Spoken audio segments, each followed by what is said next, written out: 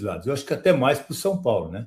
A situação do São Paulo é muito delicada, a situação do Palmeiras é uma expectativa de uma reação, de uma resposta por tudo que aconteceu naquele jogo e tantos erros cometidos, seja individuais, seja coletivos, táticos, né, Abel? Erros táticos no time, erros de substituições, então, enfim, tudo que aconteceu de errado, a expectativa é que realmente o Palmeiras possa ter um time mais forte, um time com cara aí do time de 2026, que ainda vai mudar, né? A gente sabe que o Arias deu uma avançada, está em detalhes para ser anunciado, precisa vir, é um nome importante, o Palmeiras está precisando de reforço, muitos atletas estão saindo, o Veiga pode ser o próximo agora a ir embora, então o Palmeiras realmente precisa, o Nino também, as conversas estão evoluindo, parece que talvez só no meio do ano vem Nino, mas o Arias, o negócio está mais próximo.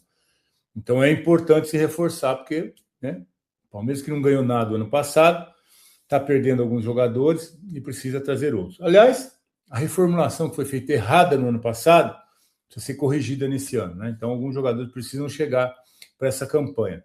Mas o esboço desse time, que pode ser o time titular, vamos ver, é o Carlos Miguel, que ainda não tomou gol esse ano, né? Os 4-0 ali, estava no banco, estava descansando, controle de carga, controle de minutagem. Agora acabou tudo.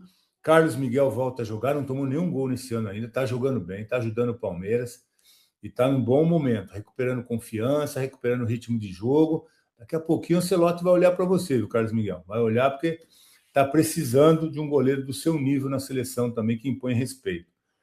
Então, Carlos Miguel. Na lateral direita, nem eu, nem a torcida do Palmeiras, nem o Abel, ninguém sabe quem é o titular. Mas deve ser Kelvin, que não está jogando bem. Deve ser o Kelvin, que não está jogando bem, não está indo para o apoio, não está marcando legal. Está um problema esse lado direito, que vieram 2 contratações e ninguém é titular até hoje. E o Gilberto? O Gilberto foi emprestado. Umas coisas que a gente não entende desse Palmeiras. Contratam 2 jogadores quando o melhor estava na base. E não teve sequer uma chance de jogar o Gilberto. Mas já está no Atlético Paranaense. Vamos esperar que daqui a pouquinho ele vai ter que voltar. Do nível que estão os 2 laterais, daqui a pouquinho ele tem que voltar. Mas vamos lá, então. Gomes, Fux, deve jogar, né? E Piquerez. Piquerez também precisamos começar o ano, né, Piquerez? Precisamos começar o ano porque ano passado, começo desse ano, complicado, o Piquerez precisa voltar a jogar a bola que a gente sabe que ele joga. O Fux é aquele cara que tem um passe, marcação, confiança.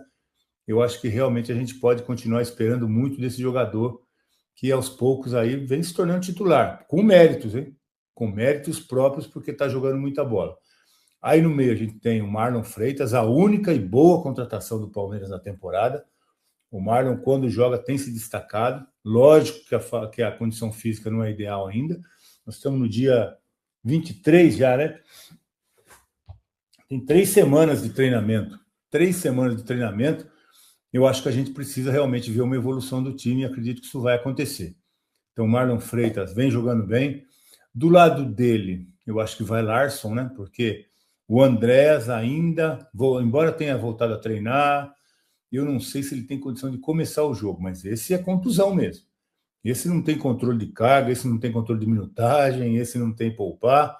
Ele se machucou naquele jogo, acho que foi contra o Santos, né? Foi contra o Santos.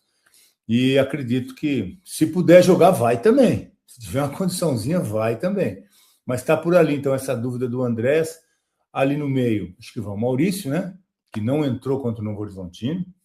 Não entrou, botou o menino de 17 anos com 4-0. Deve ir Maurício, Alan, Flaco e Vitor Roque. Enfim, vamos direto então lá no Rio de Janeiro para explicar essa história. Vou lá com o JP Sampaio para trazer para a gente atualização, JP. O que existe em relação, quem inventou a história de que agora o Danilo vai ser repatriado no caso não, né? Vai voltar a jogar em São Paulo, no futebol paulista, na Sociedade Esportiva Palmeiras. Um Danilo que, quando o Palmeiras teve a chance de contratar, ele próprio, Palmeiras, optou por não querer o Danilo, JP.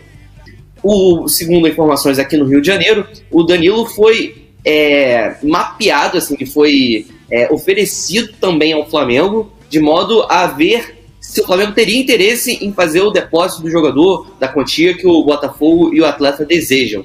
E por isso, o Danilo hoje é uma incógnita. A gente não sabe, não consegue cravar se o Danilo vai ficar de fato no Botafogo, porque o Botafogo hoje é uma incógnita total. Tinha essa especulação também de que o John Textor iria ter o aporte de 50 milhões para justamente quebrar o transfer ban, zerar a dívida, e assim o Botafogo conseguir escrever os seus 2 reforços que contratou nessa janela, que foram o Ítalo e o Lucas Vidalba, que veio do Nacional. Porém, tem toda uma questão com a Aras, tem toda a questão com a Eagle, que não foi resolvida, e pela primeira vez, desde que o John Textor basicamente assumiu, ele não esteve na coletiva de apresentação do novo técnico do clube, que foi o Martin Anselmi, que era o técnico do Porto na Copa do Mundo de Clubes, que enfrentou o Palmeiras, inclusive. E aí a luz até acabou, foi uma situação que repercutiu negativamente até mesmo em Portugal, que viralizou, porque ele era técnico do clube português. Então assim, hoje a gente não sabe se esse aporte do John Textor de 50 milhões vai chegar. Se esse aporte chegar, é muito possível que parem de fato as vendas, que de fato não tenha mais nenhuma saída. A tendência nesse momento,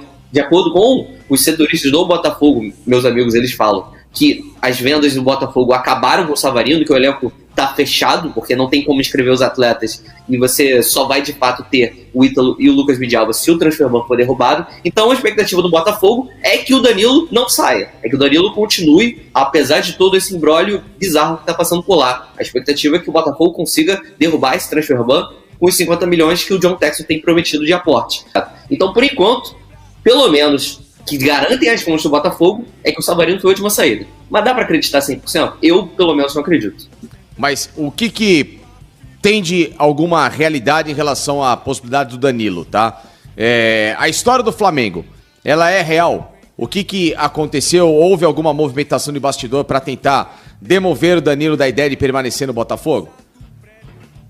O que eu soube do Palmeiras, de fato, é que tem sim um interesse, sim, porém o Botafogo teria prometido que teria feito o depósito para o jogador e aí teria conseguido manter o atleta e afastar do interesse do Palmeiras. O Flamengo teria tido apenas uma consulta de fato, porque ele foi oferecido, e o Flamengo vê essa situação do Danilo como talvez uma oportunidade de mercado, mas eu acredito que não haja de fato uma movimentação por esse momento pelo Danilo. Eu acredito que é de fato muito mais uma conferida se de fato o atleta tem o interesse, se de fato são números possíveis, porque o Flamengo está fazendo já investimentos bem altos nessa janela. Então esse movimento do Danilo é um movimento que, pelo menos por enquanto, nada mais passa do que um interesse, uma sondagem de mercado do Flamengo. Claro que as coisas podem evoluir nos próximos dias, mas por enquanto nada além disso, e o interesse mais concreto que a gente teve de fato de informação foi do Palmeiras. Mas, eu volto a repetir, as fontes ligadas ao Botafogo dizem nesse momento que o atleta não sai do clube porque não tem mais vendas e o elenco fechou, e o Botafogo está num momento que de fato não pode